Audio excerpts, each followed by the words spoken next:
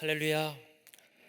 지나온 한 해를 돌아보니 우리의 걸음도 호흡도 전부 내 삶의 모든 삶을 에워싸시는 하나님의 은혜였음을 고백하게 됩니다. 말씀을 함께 나누며 여러분과 저도 감사의 새 고백을 하나님께 올려드리기를 원합니다. 오늘 본문은 이스라엘 백성들이 요단강을 건너는 그림을 그리고 있습니다. 이 시기는 계절적으로 3월에서 4월에 해당하는 팔레스타인의 기후상으로 보면 봄철 우기가 시작되는 때입니다. 그러다 보니 여호수아 3장 15절의 내용에 요단강이 급격하게 범람하는 그런 일들이 벌어집니다. 심지어 이때는 헤르몬산 일대의 고산지대에서 눈이 녹아 큰 홍수가 나기까지도 합니다. 이러한 요단강을 어떻게 건넜는가 하면 언약궤를 맨 제사장들이 흐르는 강물에 발을 집어넣는 순간 물이 끊어져 멈춰서고 마른 땅이 드러나자 백성들이 강을 건너갔습니다. 그러니까 요단강은 인간의 능력이 아닌 절대적인 하나님의 능력으로 건넜음을, 그렇게 이스라엘은 기다리고 기대하던 바라던 이 요단강을 건너 약속의 땅에 안착을 했다라는 것입니다. 오늘 이 요단강을 건너는 사건 속에서 성경이 말씀하는 바가 무엇인지를 함께 나누면서 우리의 감사의 고백을 하나님께 새롭게 올려드리는 시간이 되기를 바랍니다. 첫 번째는 구원을 기억하라는 것입니다. 구원을 기억하라. 이스라엘이 요단을 건너기 전에 하나님께서 여호수아에게 한 가지 명령하신 내용이 있었습니다. 그것은 물이 멈추고 마른 땅이 된 요단강 한복판에서 12개의 돌을 취해서 길갈로 옮겨가라는 것입니다. 그리고 여호수아는 이 돌들의 용도를 이렇게 설명합니다. 이 12돌들은 하나님께서 요단 강물을 마르게 하사 우리를 건너게 하심을 기억해 하기 위한 돌이라고 이야기를 합니다. 그러면서 이런 설명을 덧붙입니다. 이 돌들은 이스라엘 백성들 자손 대대로 표징이 되리라. 여기 나오는 표징이라고 하는 말은 우리가 운전을 하다 보면 또 길을 걷다 보면 도로에 표지판, 이정표 같은 것들을 보게 됩니다. 어떤 것을 지시하고 가리키는 표시라는 뜻입니다. 요한복음에서는 예수님께서 보여주신 7가지 표적이 등장하는데 그 표적과 같은 개념입니다. 그러니까 이 12돌은 돌들 자체가 중요한 것이 아니라 이 돌들이 궁극적으로 가리키는 것이 무엇인가? 그것은 우리가 요단강을 건넌 놀라운 구원은 하나님의 선물로, 하나님의 은혜로 주어졌습니다를 가리키는 내용이라는 것입니다. 그것이 바로 표징의 의미입니다. 오늘 본문 23절을 한번 보시면 너희의 하나님 여호와께서 요단 물을 너희 앞에서 마르게 하사 너희를 건너게 하신 것이 너희의 하나님 여호와께서 우리 앞에 홍해를 말리시고 우리를 건너게 하심과 같았나니. 여기 23절은 홍해 건넌 사건을 요단강을 건넌 사건과 같은 관점에서, 즉 표징으로서 등장을 시키시는 겁니다. 이것 또한 무엇을 가리키냐면 우리가 홍해를 건넌 것도 하나님의 전적인 은혜요, 요단을 건넌 것도 하나님의 전적인 선물이라, 이거를 가리킨다라는 것입니다. 그 표징이 되는 돌들을 길갈, 즉 가나안 땅에 쌓아두는 이유는 무엇이냐면 백성들이 안착한 이 가나안 땅도 사람의 노력이나 의지나 어떤 군사적인 행동으로 이 땅을 점령하는 것이 아니라 오직 하나님의 은혜로만 이 가나안 땅을 점령하여 우리 것으로 삼을 수가 있다, 그 고백을 그 길갈에 쌓아놓은 돌로 하여금 깨닫게 하는 것입니다. 이것이 오늘 길갈에 쌓아두는 12돌의 의미입니다. 그러니까 이스라엘 백성들은 이 12돌을 보면서 무엇을 기억하겠습니까? 홍해의 기적도, 요단강의 기적도 하나님이 아니면 불가능하구나. 이 가나안의 삶도 역시 하나님의 은혜만으로 살아갈 수밖에 없구나. 하나님이 우리의 주인이 되어 주셔야 되겠구나. 이것을 기억나게 하는 표시라는 것입니다. 사랑하는 여러분, 여러분에게도 이러한 기억의 돌이 있습니까? 어떤 분에게는 하나님의 구원을 기억해야 하는 것이 말 그대로 사물이나 어떤 소품이 될 수 있습니다. 또 어떤 분에게는 삶으로 겪어냈던 시간들, 어떠한 순간일 수도 있습니다. 우리 소천하신 감독님께서는 5분의 기적이라는 책도 내시고 또 설교도 종종 하셨는데, 그 5분의 기적은 북한군에서 한국군으로, 국군으로 변화시키시는 그 5분의 시간을 말씀하십니다.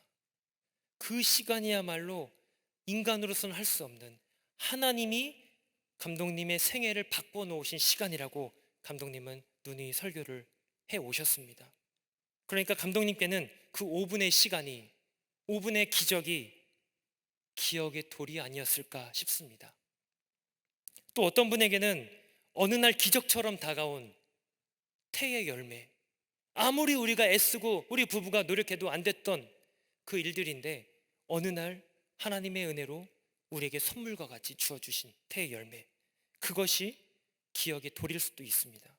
또 어떤 분에게는 야곱이 천사와 씨름하다가 얻게 된 절름발이, 그 절름발이와 같이 내 몸의 상처나 자국일 수도 있습니다. 그것이 아픈 상처인 줄만 알았는데 봤더니 나를 향하신 하나님의 놀라운 사랑과 구원의 섭리였음을 뒤늦게 가서야 새삼 깨닫게 된다라는 것입니다. 이 모든 것들이 우리에게는 기억이 돌이 되어 나를 사랑하시고 나를 구원하신 주님께 다시금 우리 인생의 모든 시선을 고정시키라고 성경은 설명하고 있습니다. 주님의 놀라운 구원이 오늘도 진행형으로서 여러분의 삶 속에 재생이 되고 또 확인이 되는 여러분의 복된 생애가 되시기를 주님의 이름으로 축원합니다. 두 번째는 함께 하심을 기억하라는 것입니다. 함께 하심을 기억하라는 것입니다. 오늘 요단강을 건너는 사건 속에 우리가 주목해 봐야 될 사람들이 있습니다. 그들은 다름 아닌 제사장들입니다. 제사장들은 언약궤를 메고 시퍼렇게 흘러가는 강물로 앞장서서 들어가게 됩니다.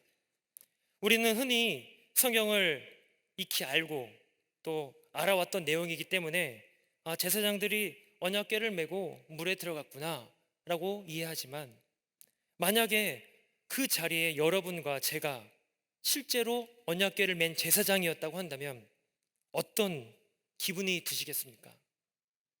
아마 이 제사장들도 바들바들 떨면서 요단강에 발을 집어넣었는지도 모릅니다. 여러분, 이 제사장들은 왜 앞장서서 강물로 들어가야 됐을까요? 언약궤는 항상 선두에 서야 됩니다. 더 근본적인 대답은 하나님께서 그렇게 말씀하셨습니다. 항상 언약궤를 맨 제사장들이 선두에 서고 그 뒤를 따라서 이스라엘이 지파대로 진영을 갖춰서 이동하라라고 말씀을 하셨기 때문입니다. 사실 언약궤를 맨 제사장들은 지난 광야 40년의 시간 동안에 늘상 선두에 서서 길을 걸어왔습니다. 한 번도 가본 적 없는 그런 길이고 생소한 길인데도 불구하고 늘 앞장서서 이 법궤를 맨 제사장들이 그 길을 열어갔다라는 것입니다. 여기에서 우리는 중요한 두 가지 신앙의 원리를 붙잡을 수 있습니다. 하나는 한 번도 가본 적 없는 생소한 길이지만 하나님의 말씀에 순종하여 그 길을 가야만 한다는 것입니다. 다시 말해서 이 제사장들에게 요구되는 것은 오직 믿음과 절대 순종뿐이다 라는 것을 성경이 우리에게 설명하고 있습니다. 또 하나의 원리가 있습니다. 처음 내딛는 걸음일지라도 제사장들은 무엇을 메고 내딛는 걸음이냐면 하나님의 언약궤를, 하나님의 임재와 하나님의 현현을 상징하는 언약궤를 메고 내딛고 있습니다. 처음 걷는 길이지만 그 걸음조차 하나님이 동행하시고 예수께서 함께 하신다는 것을 우리에게 설명하고 싶은 겁니다. 여러분, 이 사실을 믿으십니까? 그렇게 이들은 40년을 선두에 서서 걸어왔습니다. 그런데 여기가 끝이 아닙니다. 이제 이 사람들은 가나안에 들어가서도 첫 성 여리고성부터 그 성을 점령할 때 어떤 방법으로, 어떤 방식으로 성을 점령하냐면, 언약궤를 맨 제사장들이 제일 선두에 서서 7일 동안 13바퀴를 돕니다. 조용하게, 그러나 아주 담대하게. 하나님이 어떻게 이 일을, 이 성을 우리에게 주실지, 점령케 하실지 모르지만 하나님을 믿고 순종하면서 지금까지 40년을 걸어왔듯이, 요단강을 그렇게 건너왔듯이 이 여리고 성도 그렇게 선두에 서서 돌고 있는 것입니다. 여러분, 이 언약궤를 맨 제사장들이 오늘 누구를 가리키는 것이겠습니까? 바로 여러분과 저를 가리킵니다. 성경이 제시한 원리대로 우리도 첫째는 오직 믿음으로 하나님의 말씀에 순종하여 걷는 것이고, 둘째는 두려움과 염려, 걱정이 앞서겠지만 그럼에도 그 자리에는 여전히 하나님께서 우리와 함께 하시어 걷는 길이라는 것을 기억하시길 바랍니다. 우리는 걱정이 되고 두렵고 떨립니다. 이것이 한번 경험했다고 그 다음번에는 하나님이 역사하셨지, 우리 마음에 평안을 주지 않습니다. 매일매일마다 겪는 내내 두렵고 떨림과 염려가 우리를 앞에 가로막습니다. 그러나 그럼에도 가시는 겁니다. 가실 때마다 항상 주님은 우리 앞서 가시고 우리를 이끌어 가시고 우리의 모든 걸음을 인도해 가신다는 사실입니다. 우리 성도들도 하나님 나라의 일을 감당할 때 처음 맞닥뜨리는 일이나 어떤 난해한 경우를 만날 때가 종종 있습니다. 하나님, 왜 이런 일을 저에게 맡기십니까? 왜 이런 힘든 길을 가게 하십니까? 이 길 계속 가야 됩니까? 인간적으로 볼 때는 참 이해도 안 되고 답답하기 그지없습니다. 그런데 여러분, 법궤를 맨 제사장들과 같이 한번 묵묵하게 그 길을 걸어가 보십시오. 당장 이해는 안 되겠지만 걷다 보니 내가 하나님을 붙드는 것이 아니라 하나님이 나를 붙들고 계시고, 내 걸음이 아니라 나를 업고 가시는 예수님의 걸음을 여러분들이 보게 될 것입니다. 그제야 우리 눈에서는 감격과 감사의 눈물이 흘러내리는 것입니다. 그렇습니다. 주께서 함께 하심을 기억할 때 우리는 더욱 담대하게 그리고 감사함으로 그 걸음을 걸어갈 수 있습니다. 그래서 기억은 결국 감사를 만들어내게 됩니다. 바라옵기는 이 아름답고 복된 걸음을 걸어가시는 여러분과 제가 되기를 주님의 이름으로 축원합니다. 끝으로 세 번째는 기억을 공유하라는 것입니다. 기억을 공유하시길 바랍니다. 그렇게 가나안에 입성한 이스라엘 백성은 이제 그 기억들을 자손 대대로 전해줘야 될 사명이 있습니다. 세월은 흐르고 세대는 바뀔 것입니다. 요단강의 기적을 경험한 세대는 이제 역사의 끄트머리로 넘어갈 것이고, 새로운 세대는 또다시 이 땅 위에 세워지게 될 것입니다. 그때 그들이 이 돌들이 무엇입니까? 라고 묻는다면 어떤 대답을 준비해야 되겠습니까? 우리를 위해 자기 아들을 아끼지 않고 내주신 하나님의 사랑이고 하나님의 구원이란다. 이 대답을 우리는 준비해야 되지 않겠습니까? 이 전달이 끊어지면 그 다음 세대는 하나님과 전혀 관계없는, 구원과는 전혀 관계없는 다른 세대가 된다는 것을 우리는 기억해야 됩니다. 안타깝게도 가나안에 정착한 세대가 흘러가고 그 세대, 그 다음 세대가 오는데 그들은 이전 세대와는 다른, 너무도 무서울 정도로 전혀 다른 세대가 됩니다. 사사기에서는 그 모습을 이렇게 기록합니다. 그 후에 일어난 다른 세대는 여호와를 알지 못하며 여호와께서 이스라엘을 위하여 행하신 일도 알지 못하였더라. 한마디로 신앙의 계승이 안 됐다라는 겁니다. 전달이 끊어졌고 공유가 되지 않았다라는 것입니다. 그렇게 흑암의 사사시대가 몰려옵니다. 여러분, 우리나라와 이 민족의 소망은 우리 다음 세대에게 믿음의 계승, 신앙의 교육이 우리의 소망이 되는 줄로 믿으시길 바랍니다. 여러분도 느끼시지만 해가 가면 갈수록 이 땅의 문화와 세태는 점점 부패하고 폐역해집니다.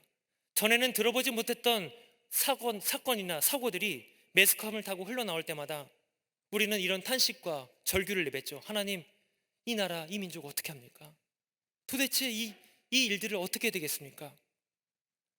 세상이 아무리 출산율이 낮다, 아동 인구가 줄어들고 있다, 그렇다 할지라도 여전히 우리 주변에는 복음을 전해듣지 못한 우리 아이들이, 우리 학생들이, 우리 청년들이 넘쳐납니다.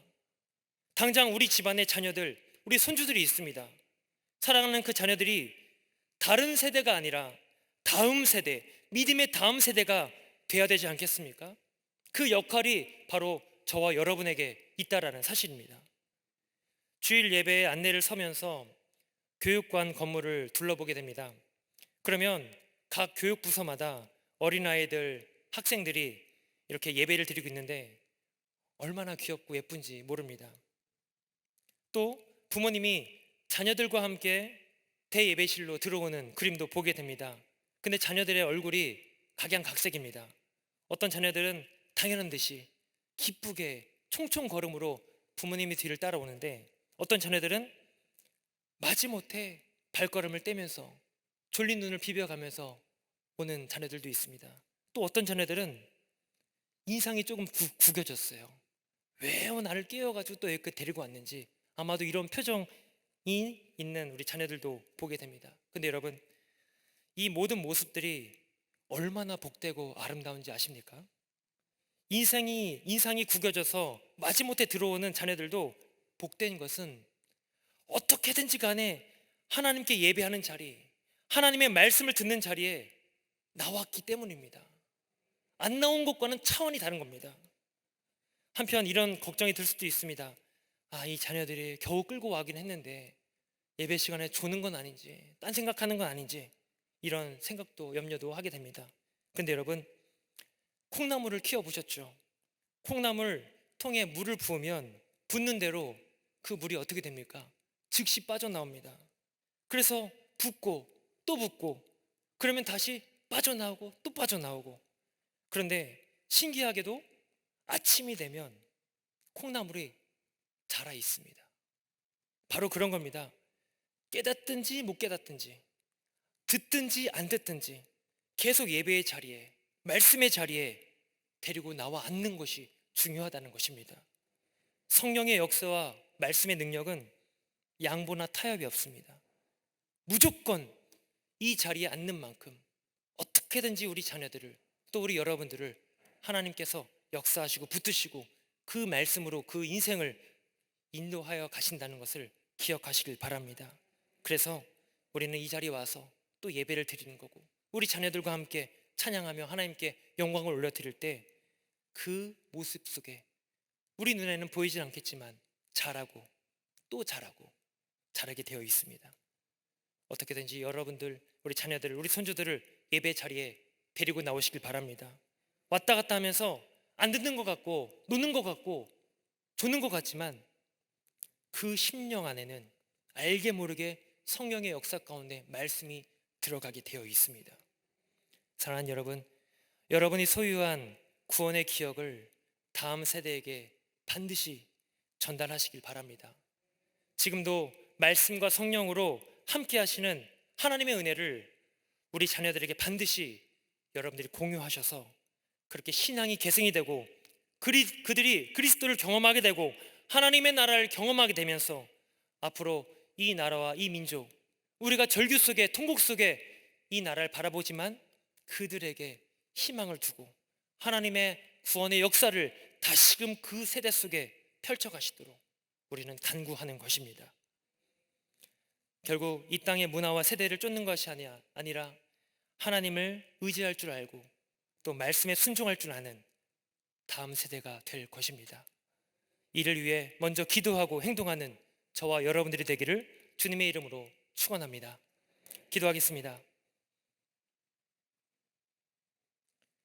은혜로우신 하나님, 지나온 한 해를 돌아보며 하나님께서 우리의 삶 구석구석에 베푸신 은혜에 찬양과 감사를 드립니다.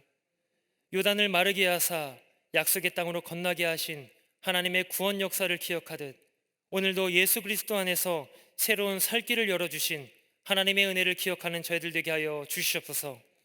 인생의 나그네 길을 홀로 걷게 하지 않으시고 성령께서 동행하시어 힘을 주시며 위로와 평강을 더하시는 주님의 손길을 기억하는 저희들 되게 하여 주시옵소서. 이 구원의 기억을 자녀들에게, 후손들에게 가르치며 흘려보내어 믿음 위에 굳건히 세워지는 다음 세대가 되게 하여 주시옵소서. 예수님의 이름으로 기도드립니다. 아멘.